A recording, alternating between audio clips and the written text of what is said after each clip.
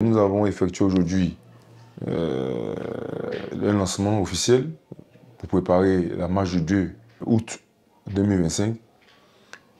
Et lorsque vous organisez une telle marche, tel événement, il est important d'effectuer des tournées de sensibilisation afin de galvaniser les militants et de leur faire comprendre au fait, l'essence même de la marche. Parce qu'il faudrait qu'ils comprennent que c'est une marche non violente, pacifique, à l'image de la marche que nous avons eu à faire le 14 juin à la CEI. C'est dans cette dynamique-là.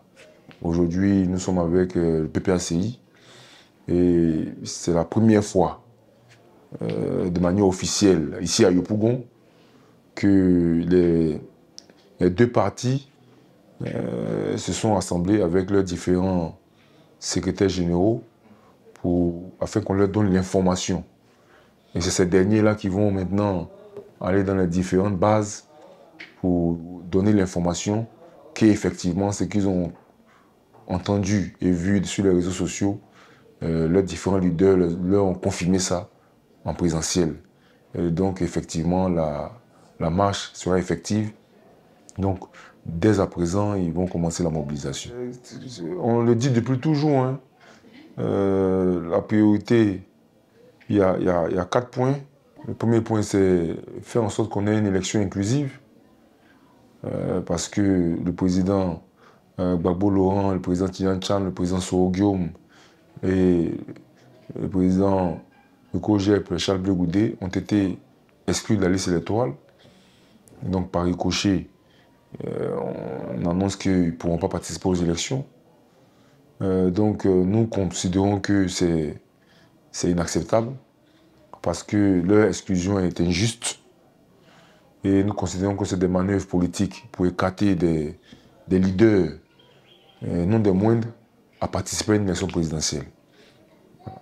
Donc ça fait partie d'un premier point de contestation.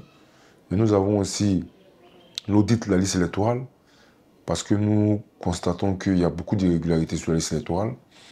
Et il est important que ces irrégularités soient corrigées, parce que le PDCI et le PPACI ont eu à travailler sur le listing électoral. Et nous avons constaté énormément d'anomalies.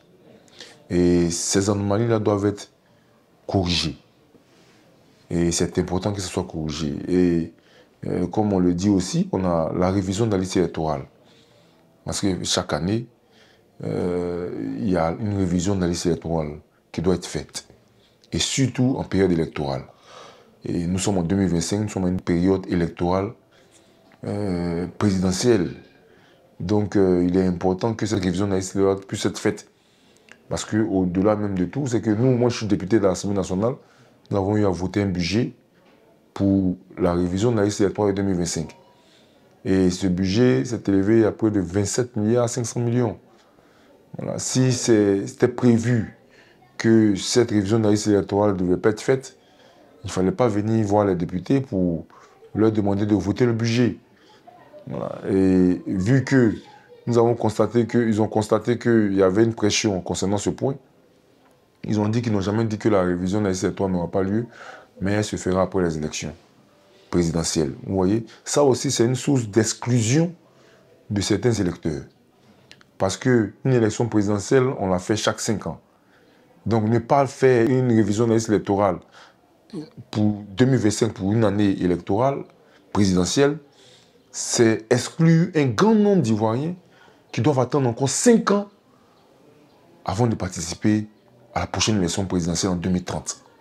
Donc ça aussi, ça fait partie de nos revendications, parce que nous considérons que l'exclusion, c'est vrai, de nos leaders est un point, mais aussi l'exclusion des potentiels électeurs est aussi un autre point que nous contestons. Voilà. Et un quatrième point, il y a la réforme de la CEI. Et la réforme de la CEI, vous êtes tous d'accord avec moi que la CEI aujourd'hui est partisane. Parce que tous les partis politiques d'opposition sont d'accord pour qu'il y ait une révision de la liste électorale et seul le RHDP ne prend pas position et la CEI les suit dans cette dynamique-là. Et au niveau même de la CEI centrale, vous savez, le président de la République, qui est le président du RHDP, a un représentant, le ministre de l'Intérieur a un représentant, et les organisations même de la société civile sont considérées même proches du RHDP, du parti au pouvoir. Et le RHDP, en tant que parti politique, a 4 représentants. Et l'opposition en a 5. Et les 5 de l'opposition, le RHDP s'est arrangé pour choisir 2 personnes qui sont encore proches d'eux, qui sont considérées comme de l'opposition. Nous avons Doumbia Major et Henriette Lagou, qui ne sont pas des opposants. Ils n'ont aucune représentation électorale. Vous arrivez à l'Assemblée nationale, ils n'ont même pas un député, ils n'ont même pas un maire. Et ils représentent l'opposition à l'Assemblée nationale en tant que qui? Vous voyez? Donc c'est tout ça qui considère que nous ne sommes pas d'accord avec même la forme de la CEI actuelle. Donc le PDCI, le PPACI et le FPI ont décidé de sortir de la CEI. Et ça aussi, c'est une marque de revendication. Parce que la preuve palpable qui démontre clairement que cette CEI est aux ordres du pouvoir, sur les 670 présidents dans les CEI locales, près de 90% sont tous des présidents, sont tous, 95% même on dira, sont tous les représentants du pouvoir en place. Et le second, elle dit celui qui est supposé être le vice-président, il est aussi voté, mais encore parmi les opposants que le pouvoir en place a choisi pour les mettre, pour les considérer comme des opposants. Donc ça montre clairement que la configuration même de la CEI telle qu'elle est, si c'était des personnes qui étaient impartiales, qui avaient prêté serment, qui considéraient que eux, ils n'ont plus de compte à rendre à qui que ce soit, mais ils n'allaient pas voter le représentant du parti au pouvoir à 99%. Tous les présidents des CEI locales sont tous liés au pouvoir en place. Donc ça, c'est une preuve, ça c'est un fait, c'est factuel. Ça montre clairement que la CEI a besoin d'une réforme approfondie. Elle n'est pas du tout indépendante. Elle est à la solde du pouvoir. Donc nous contestons cela et ça fait partie de nos revendications. Donc c'est pour essayer de régler tous ces problèmes parce que nous le disons depuis toujours. Hein. Nous avons fait des conférences de presse. Nous avons même souvent marché en tant qu'entité PDCI, RDA. Nous avons protesté par tous les moyens légaux, hein, mais on ne nous entend pas. Donc aujourd'hui, nous avons décidé de faire une marche nationale parce que ce qu'ils disent, c'est qu'il n'y a pas de mobilisation.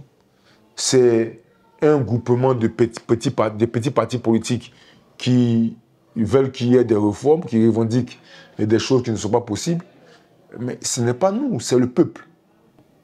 Donc nous voulons démontrer que nous sommes majoritaires en termes de population ici en Côte d'Ivoire.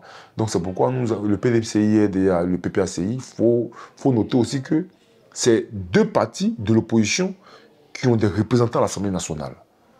Ouais, le PDCI en a 65 et le PPACI en a 18. Vous voyez? Donc ce n'est pas n'importe quel parti qui décide de marcher ensemble. Voilà. Donc nous allons effectuer cette marche de Soliba à la place de la République. Donc c'est une marche nationale. Donc au niveau de tous les districts, toutes les régions, tous les départements, tous les Ivoiriens vont converger sur le district d'Abidjan afin d'effectuer cette marche dans la paix, dans la quiétude.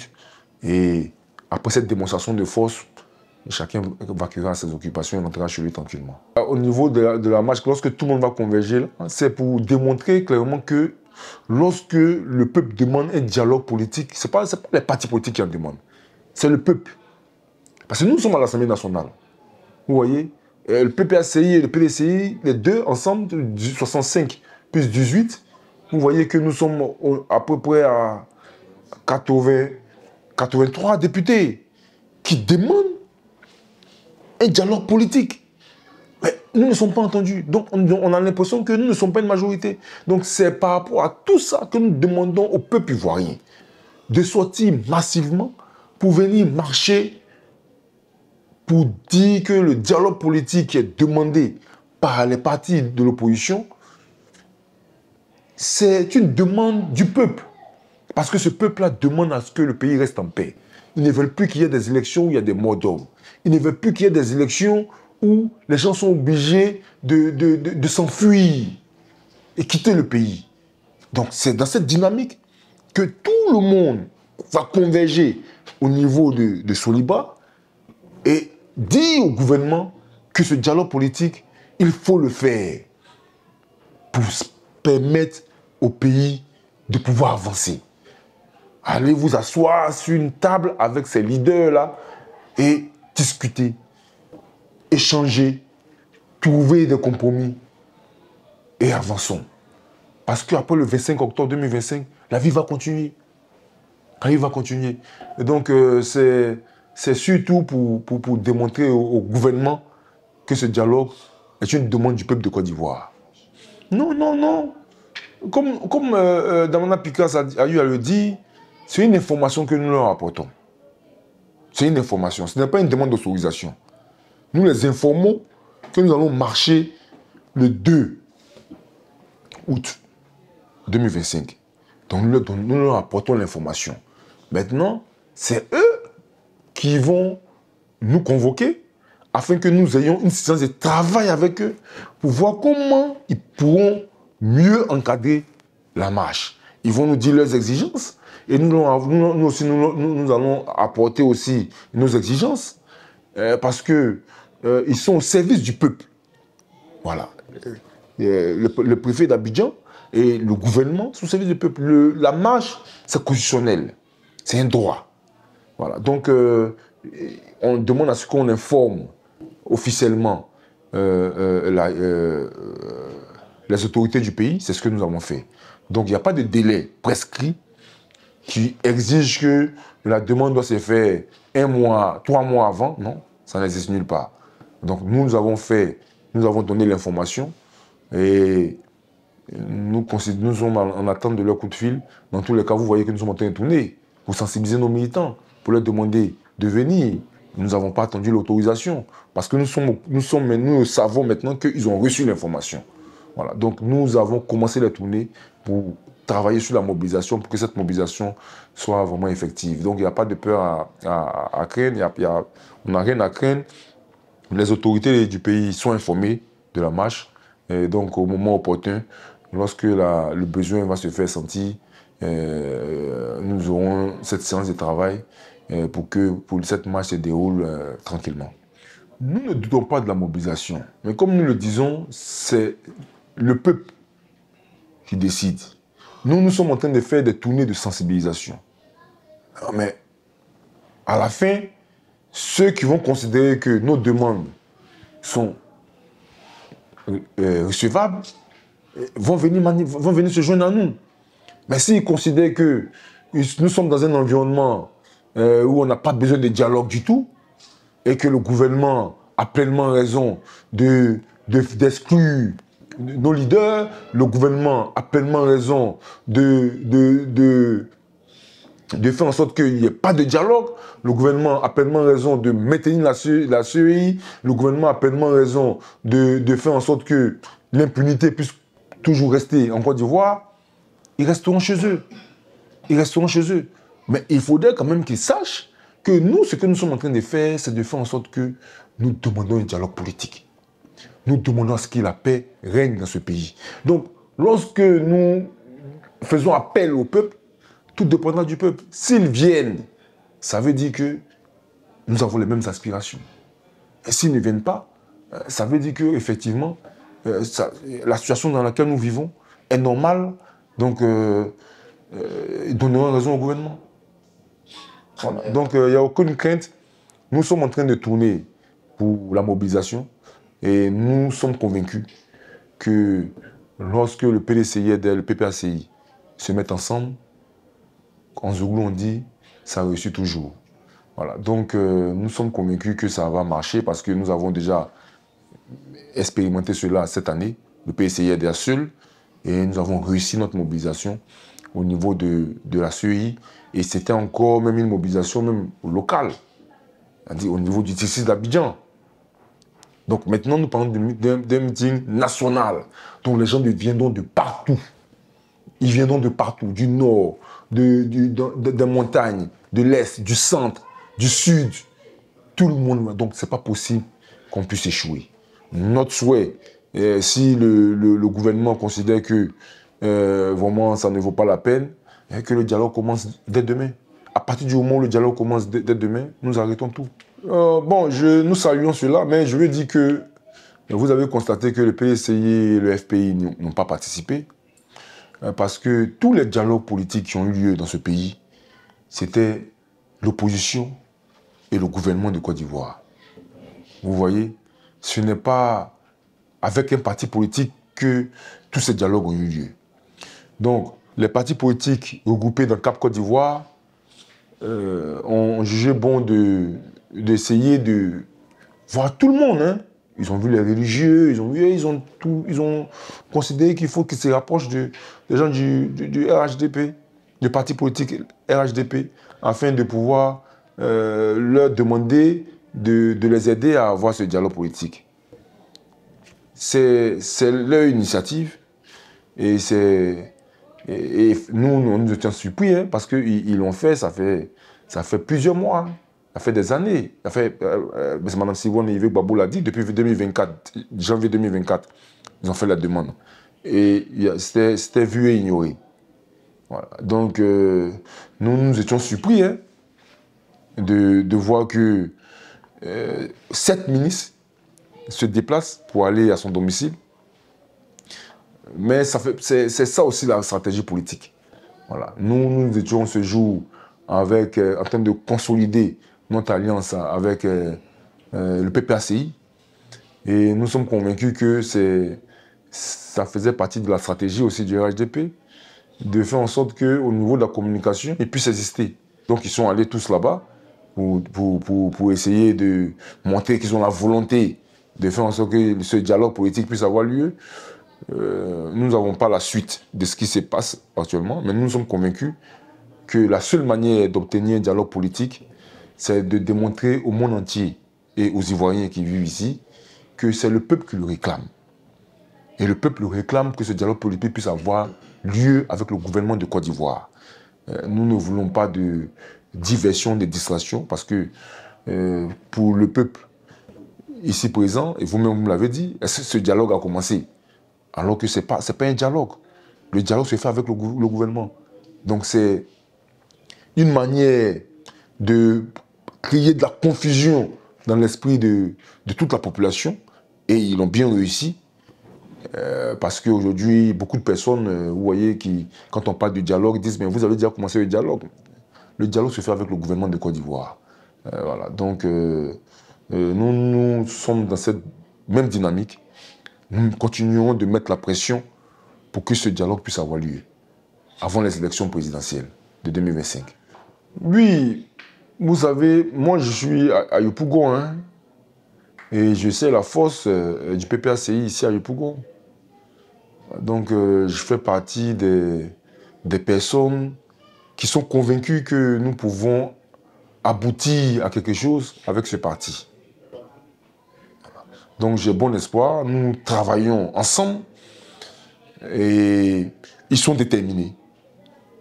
Leurs militants sont déterminés. Et vous voyez quand même au niveau national l'engouement qui est né, hein, la joie des Ivoiriens lorsqu'ils voient le PDCI et le PPACI ensemble, ça fait vraiment plaisir. Donc nous travaillons en très bonne intelligence. Et aujourd'hui, vous avez vu, ils sont venus chez nous. Parce que ici c'est ma permanence. Ils sont venus chez nous. Ils pouvaient dire non, venez à notre base. Non, ils sont venus chez nous et tous les militants sont venus à notre siège pour qu'on puisse les informer officiellement. Donc ça montre qu'ils sont disposés à travailler en très bonne intelligence avec la direction du PDCI-RDA. Donc pour l'heure, tout se passe très bien. Nous nous entendons très bien. Nous nous rencontrons tout le temps. Nous nous parlons chaque jour. Et vraiment, nous avons la même vision aujourd'hui. Voilà. Tout ce que nous demandons, c'est que nos leaders respectifs puissent participer à ces élections présidentielles et avoir ce dialogue politique. Oui, parce que vous voyez, moi-même, je suis élu député ici à Yopougon, c'est sur la base d'une alliance. Voilà. Le président Bédié et le président Gbagbo se sont mis ensemble et nous, à Yopougon ici, nous avons été élus députés dans l'Union. Il y a eu PPACI et PDCI. Ils ont eu 4 députés, nous en avons eu 2. Donc, nous saluons le président Tidjane Tcham qui a continué dans cette même dynamique. Et il a vu juste en le faisant. Parce qu'aujourd'hui, on sent quand même une certaine joie chez le peuple et ça fait plaisir. Donc, le peuple de Côte d'Ivoire ne va pas accepter que ces monuments et la mémoire aussi du président Henri Konan Bédié puissent être souillés. Donc, ils feront tout le possible pour démontrer que ce fut un bon choix. Et tout va s'évaluer dans la mobilisation du 2 août. Et moi, je suis convaincu que nous allons faire une mobilisation exceptionnelle. Et je suis sûr et certain que le président Bédié, dans sa tombe, doit être très heureux. Non, pas du tout. Pas du tout. Le PPACI considère qu'aujourd'hui, le PDCI est un trait d'union. Et quand nous échangeons avec eux, ils nous demandent d'être ces personnes-là qui vont réunir toute l'opposition pour qu'on parle d'une seule voix. Vous voyez, ils ne sont pas dans cette dynamique d'exclusion. Ils veulent que toute l'opposition se mette ensemble. Parce qu'ensemble, nous sommes forts. Et c'est ce rôle-là que le PSCI est en train de jouer. Ce n'est pas facile, mais nous allons y arriver. Voilà, nous allons y arriver. C'est pas vrai qu'ils ont exigé à ce que nous sortons de la CAP, ça ne fait pas partie de leurs exigences. Leurs exigences, c'est les mêmes exigences de la CAP. C'est faire en sorte qu'il y ait un dialogue politique, faire en sorte qu'il y ait une inclusion sur la liste électorale de nos leaders respectifs, faire en sorte qu'il y ait une réforme de la CEI et faire en sorte que l'audit soit effectif. Ça fait partie aussi de leurs exigences. Mais nous demander de quitter la CAP, ça ne fait pas partie de leurs exigences. Au contraire, ils demandent à ce qu'on puisse jouer, faire de tout notre possible pour que toute l'opposition soit unie et qu'on parle d'une même voix. Ça fait partie ça ils me le disent chaque fois. Au début, même le PPACI y était. Le PPACI a envoyé un représentant. Et le GPS a envoyé un représentant. Et à la suite de cela, l'honorable Kando a été mis aux arrêts. Et aujourd'hui, il est encore en prison. Mais parce qu'ils ont considéré que GPS a été dissous et que vu que le parti a été dissous, il n'a pas le droit de participer à la vie politique de la Côte d'Ivoire. Ça, c'est l'État de Côte d'Ivoire qui l'a dit. Donc, c'est ce qui est acté. Donc, c'est dans cette dynamique-là, pour éviter que plusieurs autres membres de GPS puissent être traduits en justice et déférés en prison, que dans l'optique de les préserver, que nous avons décidé de ne pas les associer. Voilà. Sinon, au niveau de la CAP, il y a 24 partis politiques. Et à ma connaissance, GPS n'y est plus. GPS n'y est plus, mais dans l'optique de faire en sorte que tous ces cadres ne soient pas mis aux arrêts inutilement. Voilà. On a plus besoin d'eux en liberté qu'en prison. Donc je pense que c'est dans cette dynamique que nous sommes organisés. Sinon, au tout début, il y avait un représentant du PPACI même qui était là, c'était une dame. Et il y a un représentant aussi de GPS aussi qui était là. Le président Tidjane Tcham, il va rentrer. Mais nous, ces lieutenants ici, nous considérons que lorsqu'il arrive, tous les problèmes sont résolus. Vous voyez? Il est inacceptable que depuis plus de 3 mois,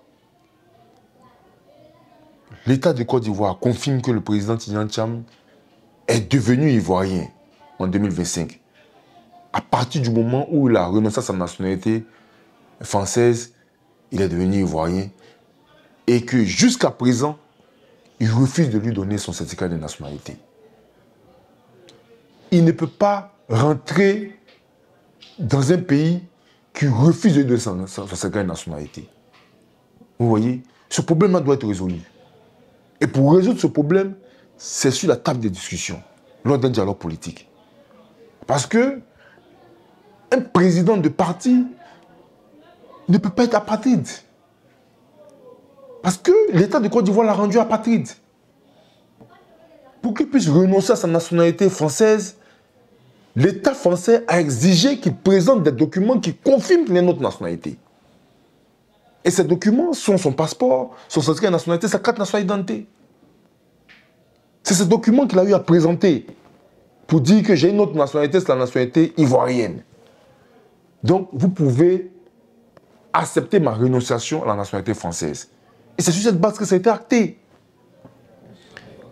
Et à partir du moment où il a renoncé à cette nationalité, on vient nous dire ici que cette nationalité-là, il a perdu cette nationalité en 1987.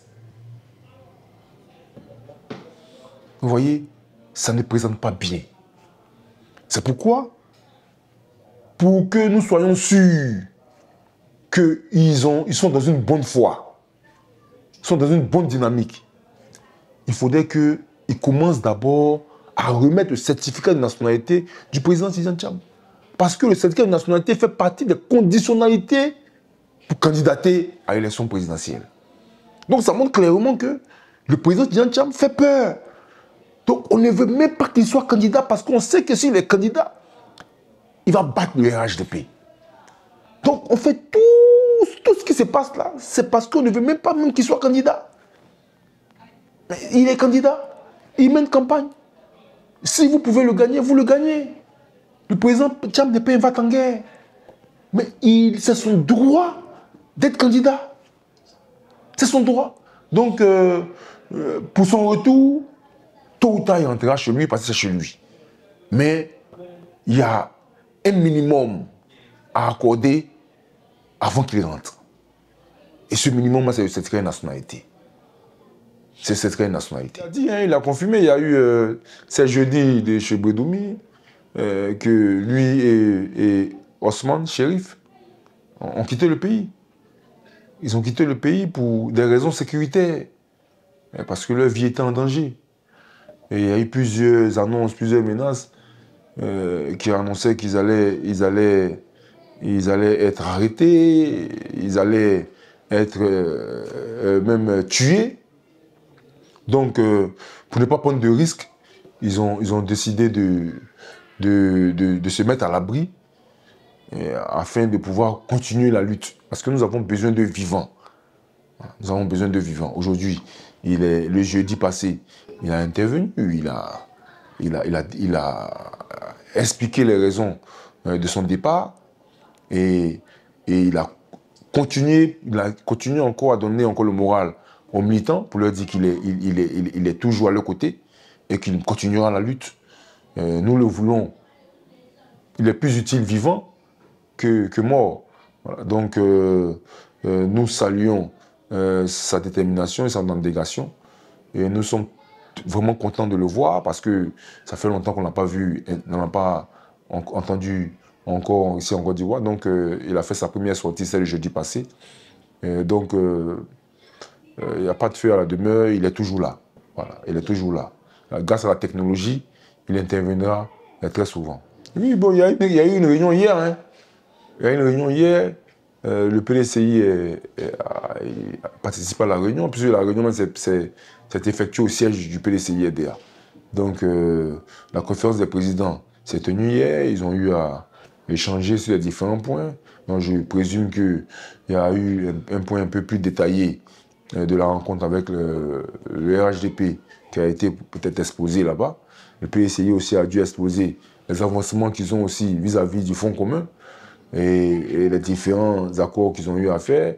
L'objectif principal, c'est de faire en sorte que le fonds commun, la CAP, on soit tous unis pour mener tous le même combat, parce que c'est le même combat que nous menons. Voilà, donc c'est des tractations qui sont en cours. Nous pensons que ça va aller. Les activités de la CAP, comme je l'ai dit, se tiennent toujours. Ils font toujours leurs réunions. Ils ont leur agenda. Ils ont leur agenda, donc ils font des... C'est pas tout qu'on met sur la place publique. Hein. Voilà, la CAP travaille toujours. Il y a des rencontres qui sont faites avec les chefferies. Il y a des rencontres qui sont faites avec les chancelleries. Voilà, la CAP travaille toujours. Voilà, donc tous ceux qui viennent en Côte d'Ivoire, ils viennent aussi rencontrer la CAP. Voilà, donc c'est pour dire que la CAP est au travail Et le Fonds commun aussi au travail, parce que ce que nous vivons aujourd'hui avec le PPACI, nous l'avons déjà fait avec la CAP. Donc aujourd'hui, la CAP est dans un maillage régional et local. Voilà, donc ils sont à la tâche. Et aujourd'hui, nous sommes avec le Fonds commun, avec le PPACI dans l'optique de mener notre première grande activité commune. Voilà, c'est pourquoi ça prend beaucoup d'écho, mais les militants de la CAP aussi seront invités à participer à cette manifestation. Non, ce n'est pas un échec, ça a été salué partout. Ça a été salué partout parce que les gens ont beaucoup apprécié qu'il y ait ce bon monde. Le gouvernement avait même peur. Ils se sont dit que pourquoi marcher pour aller vers la CEI et tout ça. Est-ce qu'on ne va pas faire des débordements? Mais à la fin, la marche s'est très bien passée. Vous avez vu vous-même qu'il y a eu du monde. Voilà, donc c'est pas pour dire que c'est parce que c'est un échec qu'on sont partis vers le PPACI. Non, pas du tout. Nous pensons même que c'est cette marche qui a facilité même le rapprochement avec le PPACI. Voilà, ça a facilité le rapprochement avec le PPACI. Ben, donc nous sommes dans une dynamique de faire en sorte que toute l'opposition soit réunie et parle d'une même voix, d'une seule voix. C'est l'objectif principal. Donc quand on finit avec la marche du 2, après, on aura aussi la grande marche avec toute l'opposition. Donc vous allez voir que le travail va se faire ensemble. On va faire des tournées ensemble et on va lancer la marche ensemble. Parce que lorsque nous sommes tous confrontés au même problème, très souvent on demande à ce que les égos de tout un chacun puissent être mis en berne dans l'optique de penser au peuple, de penser à la Côte d'Ivoire. Et au finish, nous aboutirons à ce niveau-là, je suis persuadé. Non, pas du tout. Vous savez, en politique, soit on est engagé, soit on ne l'est pas. Vous voyez, les grands hommes qui ont marqué l'esprit des peuples, c'était des personnes qui étaient engagées. Moi, je suis député de la nation. Je parle au nom du peuple de Côte d'Ivoire. Je ne parle pas en mon nom propre. Et quand je m'exprime au nom du peuple. Ces opprimés, marginalisés. Il faut quelqu'un qui porte la voix pour eux. D'autres peuvent considérer que nous faisons un peu fort, mais c'est comme ça. Je suis un parlementaire et c'est mon rôle que je joue. Et donc je ne crains en aucun cas de ma vie, je ne crains pas d'être emprisonné parce que lorsque vous engagez en politique, ces deux choses-là, il faut vous préparer psychologiquement pour cela et aussi préparer psychologiquement vos entourages aussi pour cela. Parce que c'est aussi ça. Quand on prend la parole, lorsqu'on on parle pour les opprimés, pour les gens qui sont marginalisés, on parle pour les plus faibles. Il faut le dire avec franchise et détermination. Donc, nous ne sommes pas dans les calculs. Nous sommes engagés à 200% pour tout ce que nous faisons. Donc, nous ne pensons pas à ces phénomènes-là. S'ils arrivent, c'est la volonté de Dieu. Mais nous sommes focus sur notre objectif.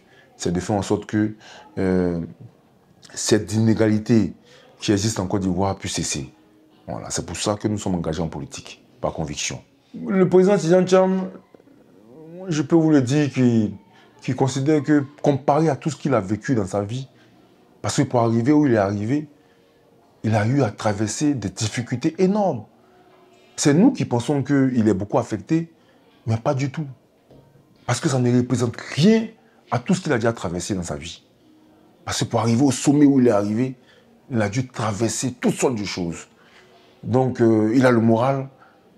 C'est normal ce qui lui arrive parce qu'il considère que venir pour devenir président de la République de la Côte d'Ivoire, ce n'est pas aller à un dîner gala. Voilà. Donc, l'adversaire allait faire un effort pour essayer de lui barrer la route. Donc, c'est des choses à laquelle il s'attendait. Voilà. Donc, moralement, il est prêt. Moi, je cause avec lui, il est zen. Il est convaincu que la lutte que nous sommes en train de mener actuellement, nous allons l'aboutir. C'est pourquoi lui, en grand stratège, a décidé d'y aller à l'étranger. Et sur nos instructions, hein, c'est le parti qui l'a mis en mission. Parce que la lutte, c'est sur plusieurs volets. Il y a au local et à l'international. Les accès que lui il peut avoir, ce n'est pas les accès que nous pouvons avoir.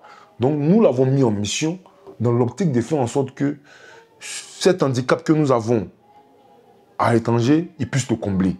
Et c'est cette tâche qu'il est en train de mener. Voilà. Donc quand nous échangeons avec lui, nous sommes très contents de tout ce qu'il fait. Et c'est pourquoi quand les gens disent il vient quand, nous avons maintenant une mission. Nous ne demandons pas à ce qu'il rentre. Nous demandons qu'il rentre lorsque sa tâche sera achevée. Lorsque sa tâche sera achevée. Et je peux vous le dire, il fait du très bon boulot à l'étranger. Voilà. Donc, quand nous échangeons avec lui, il est très fier, il est très content de ce que nous faisons ici. Et il est très confiant de la suite des événements. Parce qu'il a eu à mener, à travailler sérieusement par rapport à la mission que nous lui avons accordée. La preuve que tout ce qu'il fait là-bas est en cours et en bonne voie, c'est que vous avez vu que le député Galère de l'Union européenne a pris la parole et il a listé vraiment toutes nos revendications.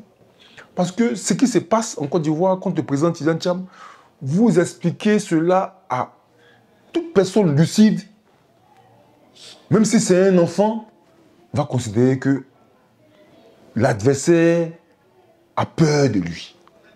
Et ils l'ont écarté injustement.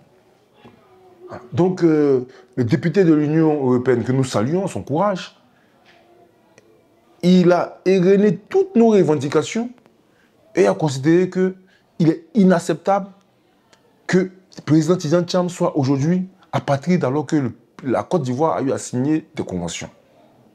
Il est inacceptable. Donc, nous sommes contents du travail qu'il a fait. Et il y a eu aussi la réaction dernièrement de l'Union internationale démocratique, dont le PSI est membre, qui a pris position aussi pour considérer que ce qui se passe en Côte d'Ivoire est inacceptable. Donc, c'est le travail que le président Tidiane Tcham fait à l'étranger. Ce sont les bouts de résultats. Mais il y en a encore d'autres qui viendront. Il y en a encore d'autres qui viendront. Et nous sommes déjà fiers de la tâche qu'il mène. Et ces actions-là nous boostent aussi, nous qui sommes là. Et nous voyons vraiment que tout ce que le président Tidiane Tcham nous dit, pour dire qu'il faudrait que nous soyons confiants, qu'il est venu en Côte d'Ivoire pour être candidat à ces élections présidentielles de 2025, ce n'est pas pour participer en tant que figurant. Il vient pour gagner. Et donc, il est déterminé, confiant que la lutte que nous sommes en train de mener va aboutir. Non, j'ai pas d'analyse. Malheureusement, moi, je n'ai jamais rencontré le président Gbagbo. Hein. Malheureusement. Je n'ai jamais rencontré le président Gbagbo. Et c'est quelqu'un que j'admire beaucoup. Vous savez, parce qu'il est résilient et il est constant. Et c'est quelqu'un que j'apprécie beaucoup. Il m'a beaucoup inspiré en politique. Donc, moi, je suis persuadé qu'avec son expérience auprès du président Tidiane Tcham, il n'y a aucune raison que nous puissions échouer dans le combat que nous sommes en train de mener. Aucune raison. Et moi, personnellement, que cette alliance aujourd'hui prenne forme, c'est une fierté pour moi. L'anecdote que je peux vous dire, c'est que mes amis du PPACI avec qui nous travaillons me le disent chaque fois que beaucoup de personnes au PPACI considèrent que j'ai l'âme du PPACI en moi. Et que je parle comme Gbagbo.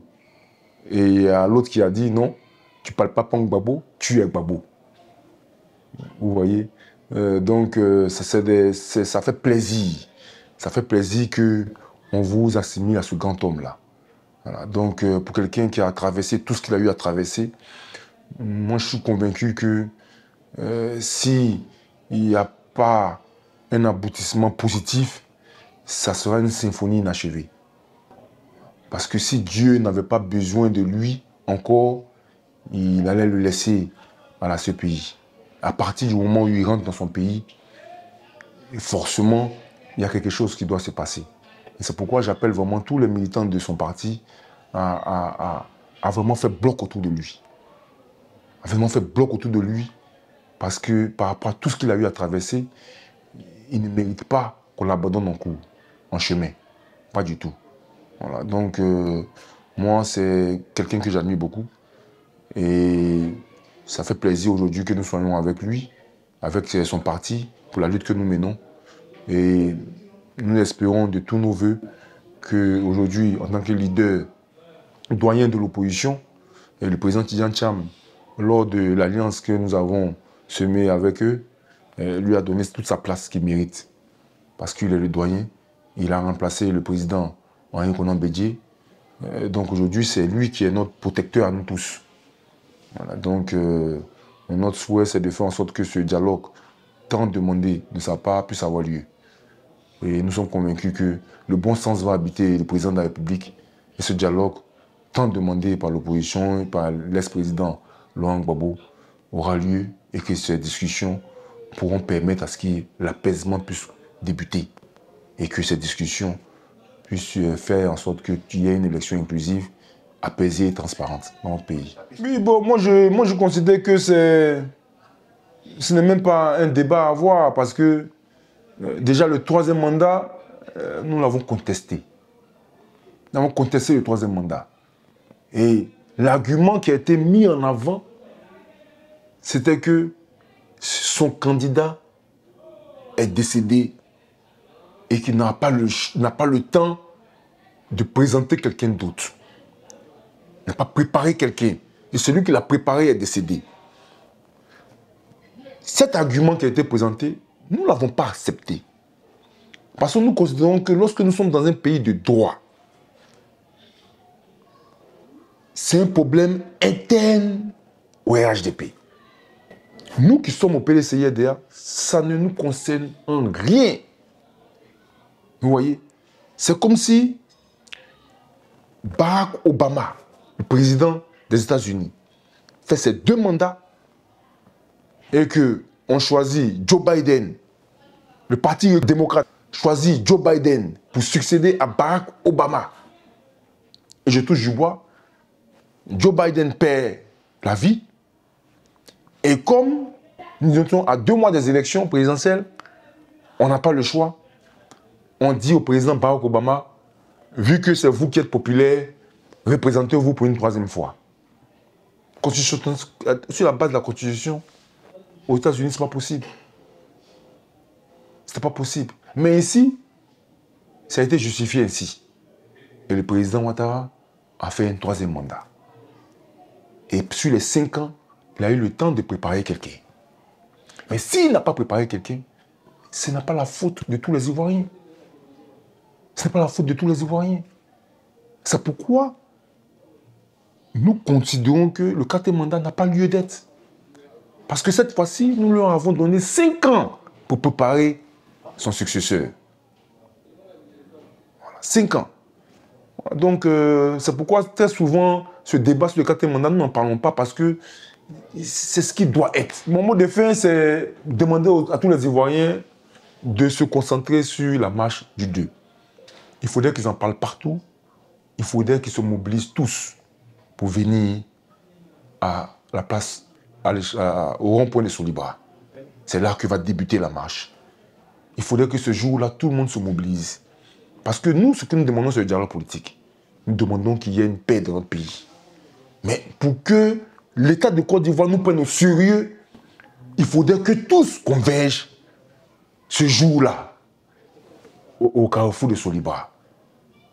Et à partir du moment que la mobilisation est exceptionnelle, moi je peux leur garantir que ce dialogue politique aura lieu. Mais si ils restent dans cette dynamique de rester chez eux pour dire qu'eux ne marchent pas, non, la marche va réussir, c'est leur présence qui fera marcher là, qui va faire que la marche va réussir.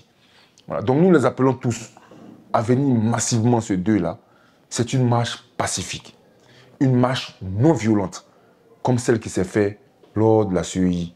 Nous voulons juste démontrer à la face du monde et au niveau de tous les Ivoiriens qui doutent encore que nous sommes le parti majoritaire avec le PPACI ici en Côte d'Ivoire, que le dialogue politique est possible. Voilà, donc nous comptons sur eux. Nous les attendons tous massivement. Et je remercie votre chaîne parce que je vous suis et vous êtes beaucoup suivis. Et j'espère que cette vidéo sera un très grand moyen de relais